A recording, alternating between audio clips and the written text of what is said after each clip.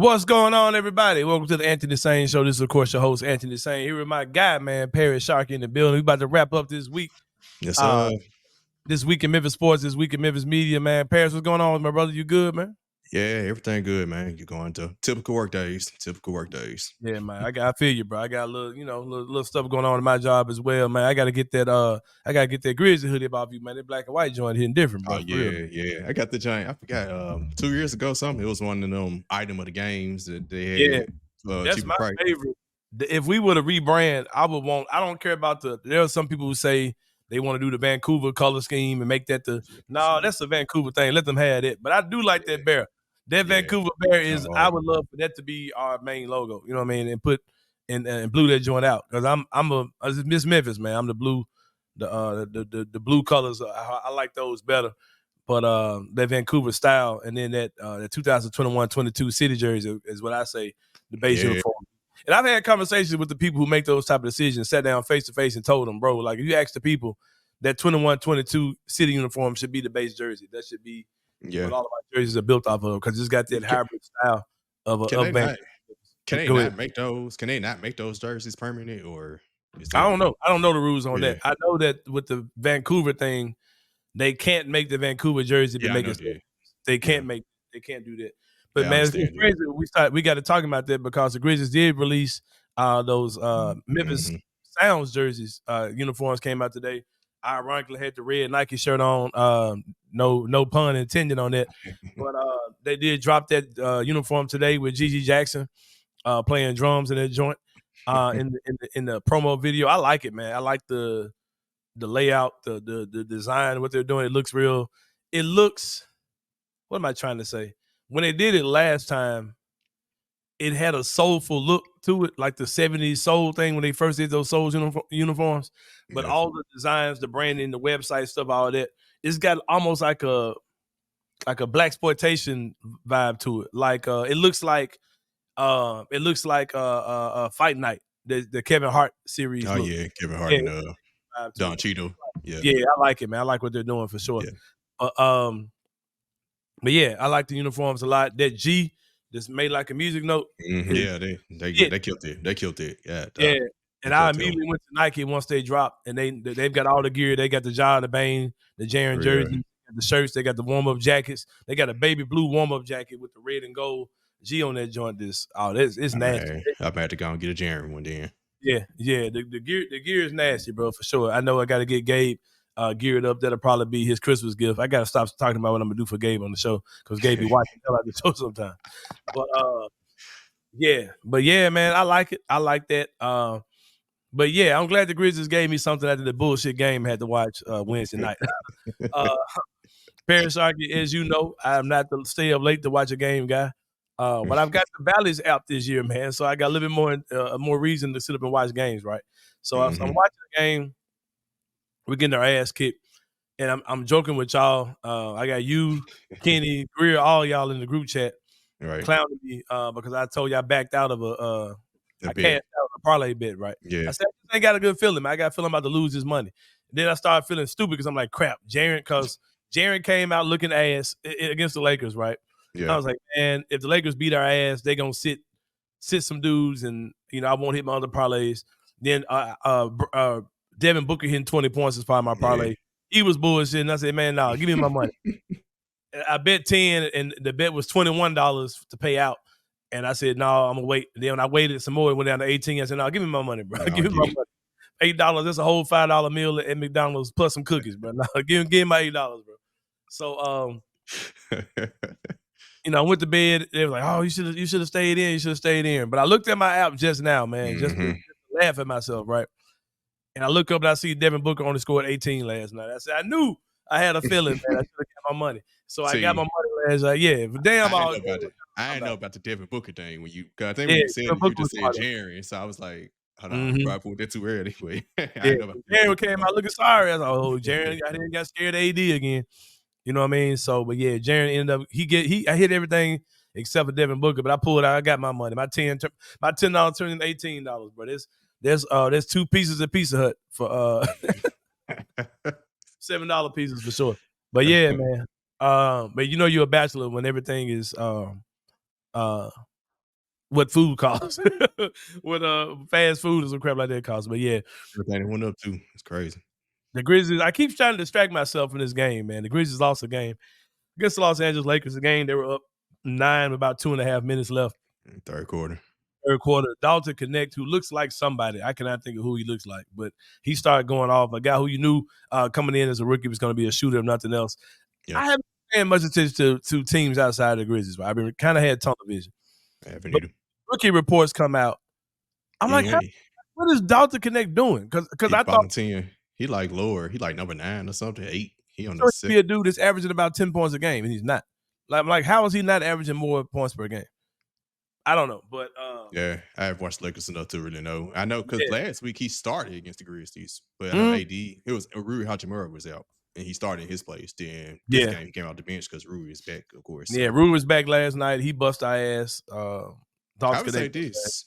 Most rookies that are coming out, the ones who are starting outside of Zach Edey is like the only one who's, when he's come off the bench, he's actually performing better than when he starts. But like Jaylen Wells, when he started, has been better, of course. Most rookies that have started, they're the ones who are at the top. Like Bud Carrington starts for Washington. Alex Sarr starts for Washington. All the ones who are starting are the ones more at the top. The ones who come out Alex the bench. Sarr might be ass too. Alex Sarr might be ass. Yeah. I saw that Friday.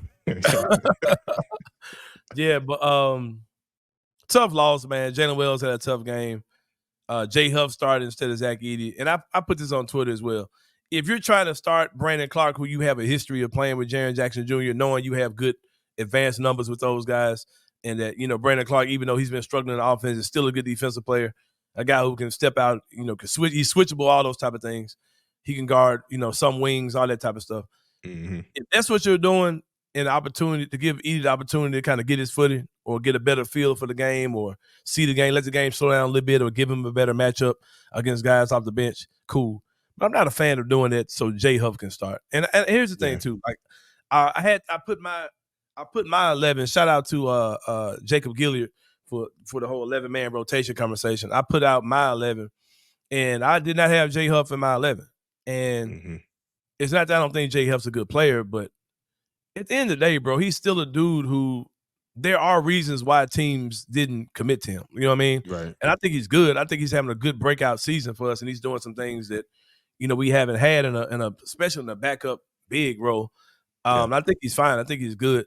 But I think we got to slow down to him because what is he when he's not making threes? And there are going to be stretches where he's not going to be making threes.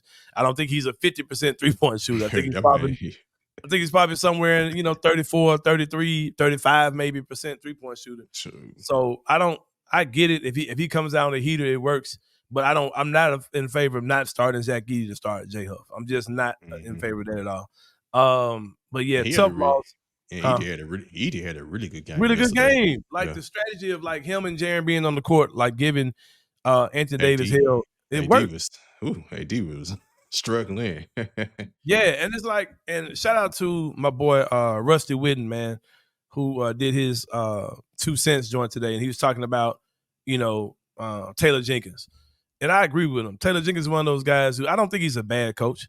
I don't think he's a great coach. I think he's somewhere in the middle. But there are things about him that's like, bro, I don't need to wait till the playoffs to know that he's gonna do the same type of shit last night in the playoffs. I've said this since he's been the coach, and we seen where he do the same thing every year, right? He's just like, he coached under Mike Budenholzer. Mike Budenholzer, what's his biggest knock? He doesn't make in-game adjustments. Like they're literally the same coach. And the rotations get weird. They're literally the same too. Yep. And something you'll see with him is that, like, there's another wrinkle in the playoffs that's with Taylor Jenkins that you don't see in the regular season. Taylor Jenkins, as far as adjustments, you'll see him do things that most coaches, they didn't work last game. That's not happening again. You'll see him wait until you're down 2-1 before you decide to make a move or whatever. You know what I mean? That's coming too. And I don't need the playoffs to happen to see that. Now, am I saying fire him in the middle of the season? Shit, I don't know if I am or not. You know what I mean? But I don't like. I'm like the stuff that you see with him. That is who he is, bro. Like that stuff is going to rear his head again.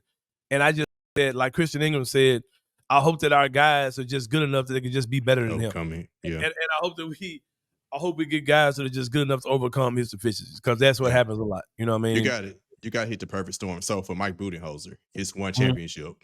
KD and Kyrie and James Harden both got hurt, and that was his chance that they won, and it still took them Game 7 to win their series. Right. And then Giannis pretty much was just great, and that's how they beat Phoenix in the championship. You need that. It's got to be better. The players have to be better than the coach. Like, period. Another thing that I noticed last night that I definitely want to talk about. I don't know if anybody else is talking about this. I'm gonna blow it up bigger than anybody else is because it's a big deal to me. Marcus Smart came back last night and did not start. I'm gonna speak on that. I think that's a big deal. Marcus Smart is a guy who you traded several assets for to get him. The plan was for him to be your primary backup ball handler behind Ja Morant and also be your primary defensive stopper. So far this year, one of those tasks has not been given to him, and that's to be the primary backup ball handler behind Ja Morant. That has been given to Scottie Pippen Jr. And my whole case this whole time for why you start Marcus Smart, right, and why you invest in him and why you don't give a deal to Scottie Pippen Jr. is because my thought was their plan was to have Marcus Smart to be the backup point guard to Ja Morant. And now that that's clearly not the direction they're going in, I said, oh, shit. That makes me think that Marcus Smart is not part of the big plan with the Grizzlies. And the fact that he came back from this injury and did not get his spot back. And I've heard people say, oh, they're revving him up. Oh, this. That dude had a sprained ankle, man. Like, he ain't have no knee ligaments torn out. Or, he ain't had no stuff. Like, come on, man. Like, that dude, if he's ready to go, he's ready to go. And I think I think it's telling, man. You might not think the same way. You might be like, oh, Sain, you just reaching. But I think it's telling that a guy who we all knew that, like, well, politics, this and that, and they're not going to do this, and he's going to be a part of this and all that. For him to come back and come out the bench, man, I did not see that coming. I was surprised by it, and I think it signals to something else is coming. I think you'll see. I don't think he's going to get that spot back, and I think if he ain't starting this next game, bro, I don't think he's starting again. I think that spot, him starting at the small forward, is gone. I'm going to think that those days are over, and it's going to be either Jaylen Wells spot, Vince Williams spot, or Gigi spot. I think it's gonna be one of those three guys spot. I think so in my opinion, I'm not necessarily all the way off of what you're saying. I think it's a little mixture of both, right? I think when we was thinking, oh, okay, Marcus Smart is definitely the starting three. I think now there's legit question that he could actually come out the bench and he might be okay with it. The other part of it is I still could see him starting. Jaylen, because here's the thing, Taylor Jenkins has used different lineups pretty much. Zach Edey all of a sudden go to the bench for 3. Things like that has happened. Then Jaylen Wells, they might use, I ain't gonna say they will or definitely they shouldn't, but they could use Jaylen Wells struggled last night. Let me start Marcus Smart. That I feel like that's gonna be the type of thing that happens. It's gonna be like a revolving. We'll know by tomorrow. We'll know today. I mean, when they play Golden State. We'll know. Carolina comes up. If he ain't starting again, bro, I think it's something. But I would say that if he's not starting in this game, then because that seems like the perfect storm. Okay, Jaylen Wells struggled. Okay, go on and start Marcus Smart again. If he's not starting tomorrow, Jaylen Wells is still starting, or even Vince come back and starting. No. Then that probably does signal. Who comes back tonight as well, should be coming back tonight as well. Well, let's do this, Pair Shark. I'm gonna throw some questions out to you. I'm gonna put the hot seat on you. I put it on Jacob Gilly last time we talked. I'm gonna put it on you since we're talking about Marcus Smart. Y'all thought we were getting above this, we ain't.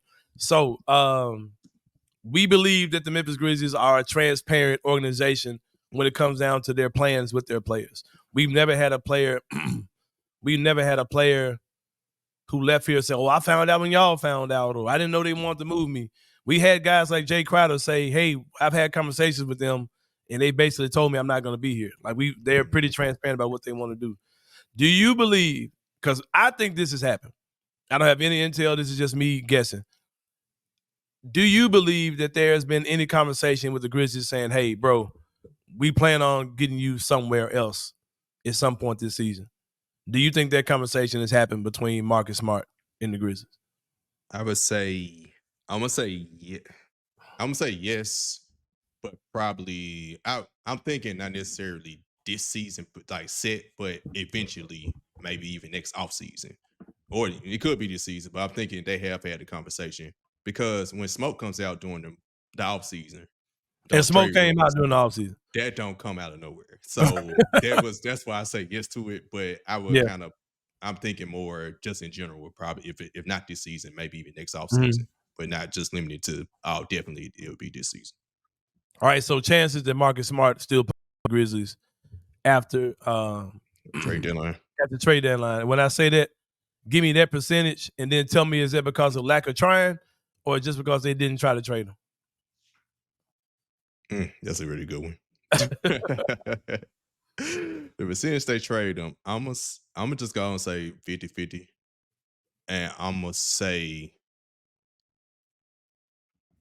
lack of trying. I'm gonna say it's more because they decided to go and keep him. And here's why. Perimeter defense is a big need from the team right now, and he's the best perimeter defender. So I would say it's 50-50. If they definitively can't trade him for someone else that can play defense, if not as good as him, close to it, that's why I say they might ultimately end up keeping him. My number's different from yours.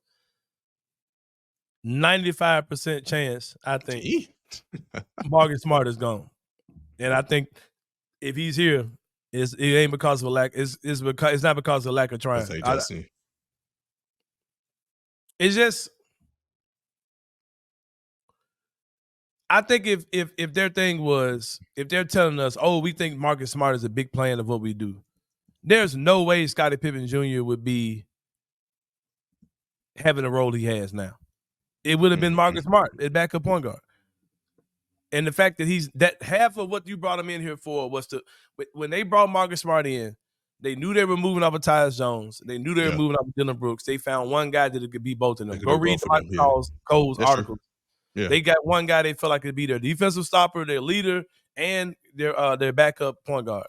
If you're taking half of their responsibility away from him, what do you have left with 6'3" Marcus Smart? Just another rotational guard. Yeah. I see where you come from because essentially he had his start at point guard last year and he didn't look well. Right. And that probably turned him off of, okay, I don't know if I trust him as a backup ball handler. Right. And he's came to camp 2 years in a row, either hurt or fucked up. You know what I mean? Yeah. Or just insanely out of shape. Yeah. Or both. And like I said, I'm a Marcus Smart guy. I really wanted and want that thing to work. But Jaylen Wells coming in being this good it's not helping Marcus Smart case at all. It's just not. And Jaylen Wells has been, if we're talking about, he's number one on the rookie ladder this week. Nah, but hold on, let me throw something else out to you. Let's go back in time a little bit. I'm just gonna talk perimeter guys, right? If you talk about guys that have came here in the Grizz next gen era, right? Your rookies. I'm gonna include Jaren. I'm gonna include Ja. Rookie year, right? Yep. Ja clearly was the best rookie of the year. I'm gonna say Jaren was second. He was all rookie team as well. Brandon Clark's probably third. He was all rookie team as well. He's a big though. Jaren and Clark are bigs. I said I'm just talking about. Let's just put it all together because everybody has been a wing pretty much outside after those guys. Everybody's been a wing anywhere, some type of attempt at a wing. Is Jaylen Wells number 4 as far as guys like what you've actually seen from the rookie year? Desmond Bane had a good rookie year. He didn't start. He had a good rookie year. But I would love to look at their seasons. Not in hindsight. I wish I could just go back in time and watch Bane and just look at him as what he was back then and not what I know now about him. Yeah, I would say when I saw Bane was really good his rookie year. We knew he could shoot, but I didn't think he would become I didn't think he would be the future 25 point per game, close to averaging. You didn't think he had a mid-range game. I think Jaylen Wells has a mid-range game. Shout out to Fred Wells. And he's shown it since he said that. Ironically. And since he said that, he's passed Zach Edey in the rookie race. In the rookie of the year race. But in the comments, tell me what y'all think. Is Jaylen Wells having the fourth best rookie season in Grizzlies history since Grizz next gen history? Also, tell us your thoughts on Marcus Smart in the comments. If you think that Marcus Smart will be here or not after the trade deadline, or if you want him out of here by the trade deadline. It's so funny when we're talking about the 11-man rotations, how people are just getting them out of it. Like, bro, Marcus Smart here, he's gonna be in the 11-man rotation. Hey, bro. I got a question about the best rookie season, right? So, He's better than Zaire. He's better than Roddy. He's better than. No, I was about to say, are we factoring in him playing on a competitive team versus GG playing on the team? Oh shit, GG. Because GG's rookie year was y'all amazing. Tell me in the comments. Tell me, is it better than GG last year? Is what Jaylen Wells did. But he played on team. It wasn't, Yeah. Y'all factor all that in too. Is it better than what GG did last year? GG included. Forgot about GG. Yeah. Mm-hmm. Throw them in there too. Tell me. It's tough because he played. Because it's like, if I don't know, I haven't seen GG on the competitive team, so it's kind of tough because like, and I haven't seen GG have to play a role. I've seen him with GG and let him do whatever. Could he do what Jaylen Wells is doing and do it in a row? Exactly. And bro, I'm so ready to get GG back. Oh my God, bro. I'm so ready to get GG back. Yeah. A lot of this stuff if this offense is making Jake LaRavia look like this, bro. Imagine what this would make GG look like. Man. Yeah, man. But interesting to think about, man. I'm not gonna talk too much about this Lakers game because we should have won the game. Like we flat out should have won that game, period. Yeah. But yeah, man, let's take a pause for the calls. We got some other stuff to talk about when we come back.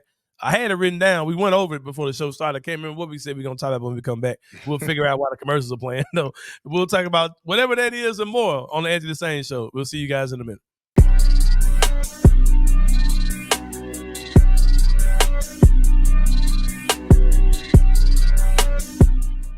You just lost the momentum because your best player that you got remaining, who's having the best game, damn near out of anybody on the court outside of LeBron. You just took him out because he had 5. I guess because he had 5. I don't know. And that's what's wild is he has had more 35-plus point games than foul outs in the last 2 seasons. And like, what's he going to do with that extra foul? I don't know if Taylor Jenkins doesn't know this, that they don't carry over to the next game. Like he can use all of his fouls. Like I would rather trip foul out and us beat the Lakers than what happened last night. It's the same song and dance every year with Taylor Jenkins, man. And too many minutes last night of our starters playing our bench players playing their starters. If Jaren plays 2 more minutes, we could win this game. We could very easily win this game. And that's what's frustrating is we're in year 6 of this Taylor Jenkins experience, and we're doing the same crap every single game. He is beating us. His lack of progression will be what stands between us and taking the next step. Tune in to The Daily Grind with your host, Loot Hatmaker, every Monday through Friday at 7:30 a.m. live on the Bluff City Media YouTube channel.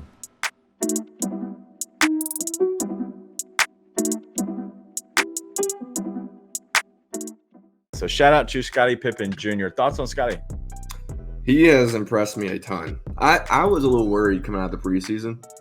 I was like, okay, now he's going against NBA guys. The summer league stuff doesn't look like nearly as good. And in the first game, I was like, it still looks like he's just gambling. He's getting all these fouls early. But credit to him, he keeps getting better. He keeps improving. The maturity is when he's playing behind Ja, I can go gamble. I can try and go get these steals. I can play sort of handsy defense. Because if I get in foul trouble, okay, what are they going to do? Switch back to John Morant? That's okay. Tonight, there are no other guards to come in behind him. Not really. It's for a point guard by committee to let Luke run it a little bit. But he knows he's got to be available. He doesn't get into foul trouble. And I think stuff like that says a lot about a player's maturity and understanding the role you're in on a given night. Dude, he's earned that NBA contract and more. Shout out to the Grizzlies getting another guy on a cheap contract. Tune in to the Grizz 901 postgame show, live after every Grizzlies game on the Bluff City Media YouTube channel.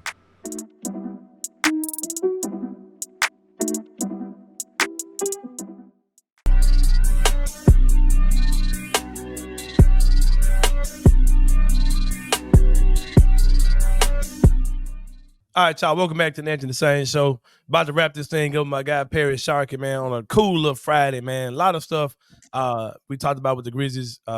Still want you guys' opinions in the comments. What y'all think about the Marcus Smart situation? Will they end up trading him by the deadline? And also, where is Jaylen Wells' rookie season in not all time, but in the Grizz next gen era, the Ja Morant, since Ja Morant. Is he third? Is it Ja Jaren him? Is it Ja Jaren BC him? Is he after GG? I mean, where is Bang? Well, you got to go back a year since Jaren came because Jaren came before Ja. So damn tripping, yeah. So including Jaren in it. yeah. Where is he? Where y'all think he is? I personally think he's shit. I don't know, man. I think it's better than Bane, but I'm not sure where he is with Gigi. Because Bane was good though. Maybe I'm totally forgetting how good Bane was his rookie year. He was really good because he was technically the third shooting guard, and he played hella minutes. Cause was it? It was Grayson started. Grayson Allen started. DeAndre Melton was back up. Then him. Yep. Yeah, he was good. He was good. Speaking of DeAndre Melton, man, he's going to be out for the Golden State Warriors game. Got a ACL sprain, if I'm not mistaken. I just be telling people all the time, man, Grizzly fans, y'all be saying some weird shit when it comes down to these injuries, bro.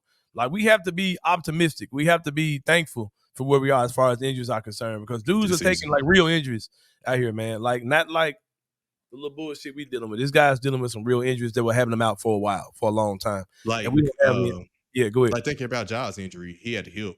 Chet Holmgren actually. I think his was a hip too. He's out 18. He for the sit his ass down. He out for a couple months. And Ja again will be reevaluated this weekend. I'm fingers crossed, praying, rubbing stones together, rubbing crystals together, burning sage, whatever I need to do, using the oil diffuser, whatever, sending good vibes, good energy, good times, hoping that it'll be a positive report. It very well could be a positive report saying John's ready to go. And like I said, he's week to week. So here comes the first week. Let's see. You know what I mean? And if he's back soon, you could possibly get him back for the second game of the in-season tournament, which is next week against Golden State, I think, right? Denver. Yeah, this is the first game. This is the first game. They played Denver Sunday, then they played again Tuesday for the tournament. Right. And they'll be wearing them Sounds joints, the Sounds jerseys. Sunday as well. Like I said, DeAndre Melton will be out against Golden State.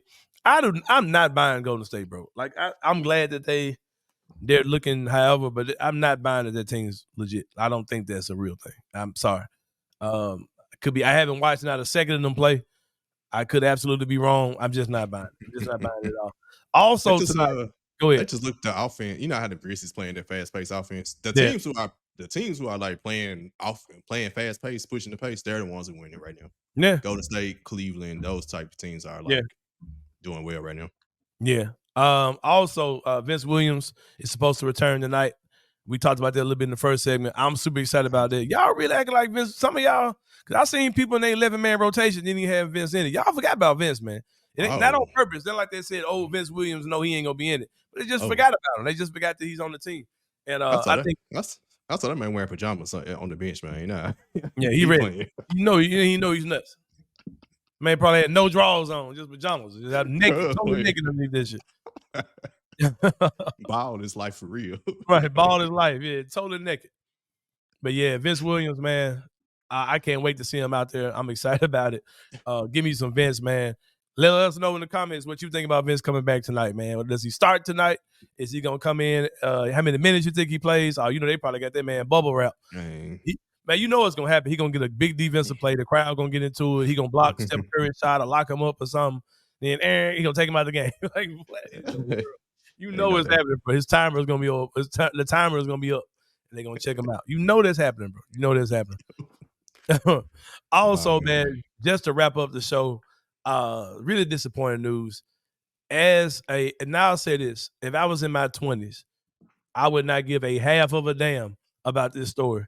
But I'm 45 years old and a father, and 901 FC will no longer be in Memphis. And brother, when I tell you I'm upset about it, this is something that me and my son, when I first heard about the 901 FC coming here, I did not give a crap.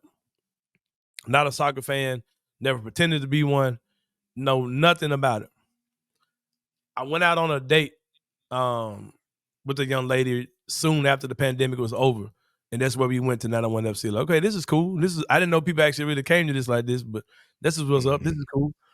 And then my son he was on the soccer team at his school, and he started playing the soccer video games at the house, and I got into it. So we went to 901 FC. Let me go back in time a little bit. I told this story before. I'm out doing DoorDash one day downtown, and a horde of white people with banners, signs coming out. Mafia. scared this shit out of me. Scared this shit out. I'm like, oh shit, Trump did it. He called for an attack on Memphis, right? So I was terrified out of my ass over the Bluff City Mafia. And now I'm at the game. I saw the Bluff City Mafia when I went the first time with this young lady. And the games they're great. They're super relaxing. I have no clue what's going on. I have no real emotional investment in what's going on. I go to the games, we win, I'm excited. If we lose, well, that sucked. And I go back about my day, right? I don't really know. Mm-hmm. I don't have that level of investment in it. And I think it's been absolutely great. The Bluff City Mafia, great crew of people. They take care of us. Did the march with them a couple times. I jumped in the horde. I jumped in the coalition my own self. Me and Gabe, a time or two. I was supposed to break the guitar. We kept talk about it. They kept pushing it off for like, oh, something happened where like, oh man, ain't no big deal, whenever we'll get it. And then Gabe said something about like, Dad, when you gonna break the guitar? So I'll get with him. So I'm gonna do it next year. God damn it, ain't no next year. And I called Gabe. Gabe called me, which Gabe never calls me. I called Gabe's mom. I don't know how to tell Gabe that a pro team is not in the city anymore because I don't want him to feel bad about the city. Like, oh, we can't keep crap. I don't want that to be what he thinks. His mom was like, just tell him, he'll understand. He said, it's kind of like Toys R Us is gone, and Gabe still remembers it. Then me and her had a 5-minute conversation about Gabe. I was saying Gabe's not old enough to remember Toys R Us. And she said, yeah, he remembers. He talks about it all the time. Like, all right, whatever. So anyway, bro, so that was my evening explaining to Gabe that 901 FC is gone. It sucks, man. And from different stuff I've gathered, just talking to different people, reading little stories about it, this might be absolutely wrong. But it seems to me that it's just a story of misfortune and a little greed too. I don't know if I'm speaking incorrectly. Y'all correct me in the comments. But it seems to me that it was explained from what I've gathered that the Redbirds people, they were trying to find a way to get more activity in Redbird Stadium, right? So they went and got this team mainly to get more nights booked in Redbird Stadium to get more bodies in there. But the league told them, what you guys are doing really isn't how our league works. Like, our teams have to have their own building. Right. And I think they either knew that, understood that, and was like, okay, well, we just going to milk this till we can't milk it anymore. Or they maybe thought that rule might change. Or they thought that the city would come up with enough funds to actually build a stadium. Either way, that didn't happen. The league called their bluff. It's like, all right, we about to roll on y'all. And I talked to some people who had thought that wouldn't be the case. They thought, well, man, now that's, there was another franchise that they did this and they didn't have one of those. They shared the stadium. I think it's a crazy rule. I think it's unfortunate. But now people are saying that because of this, it could very well affect the Redbirds as well. That sucks. I won't say that I give a damn. Yeah. But I'm just saying it sucks because you got the stadium downtown. Exactly. 901 FC won me over. I've been to Redbirds games and it's never done it. Ain't did it for me. Maybe if Gabe started playing baseball, I would get into it. But it sucks, man. I hate to see 901 FC go. I asked the question, could they join another minor league and start another 901 FC in somebody else's league and just keep the games going? And I was told that could happen. But it would require buying the naming rights and all those type of things from the current owners or something like that. Because they said they don't think the current owners want to do anything. And they said I heard Jeffrey Wright saying that in Major League Baseball, minor league baseball, that this happens a lot. That guys will buy a team, they'll milk it for as much money as they can until they start losing, then they'll sell it. They don't really have intention to really make it, stick and stay.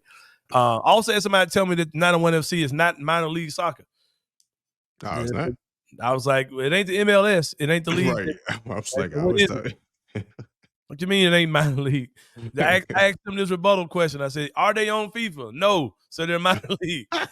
If they ain't on FIFA, don't tell me they're not a minor league, Thanks. But yeah, man. So it's unfortunate. I hate it. It sucks. Like I said, I never got to break the guitar. But I did have some good times in AutoZone Park, which is still a dope stadium. A dope stadium for sure. The sightlines are great there. I enjoy going there. And all y'all people talking about people ain't trying to go downtown. Shut your ass up, man. Like it's just a coded racist thing to say, actually. I'm not gonna get into all that. But yeah, because if you're not a major city, you're not a pro team, you're not a pro market. If you're talking about go put this in the suburbs, no man, those things happen downtown.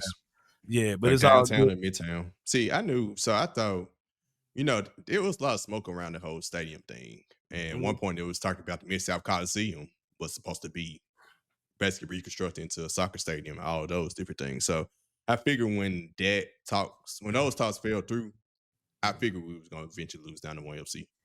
I think it'll be soon.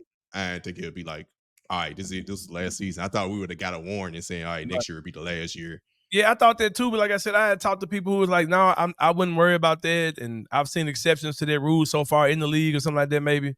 Something Lawrence Dockery said, I don't know, but shout out to my boy Lawrence Dockery who covered the shit out of that team for the past couple of years. But I told Gabe we'll go to some U of M soccer games. They got a pretty good team. I'll go check them out for sure. Well, Parrish, it's been a good one, man. Grizzlies versus Warriors tonight. Put your predictions for the game down in the comments. What y'all think is going to happen? What y'all think Vince Williams going to do? Like I said, tell us about your thoughts on Marcus Smart. Are they trading him by the deadline? And where is Jaylen Wells all time, man? Not all time, but in recent time. Since 2018. 2018. Yeah, where is he, man, in your list of rookie seasons?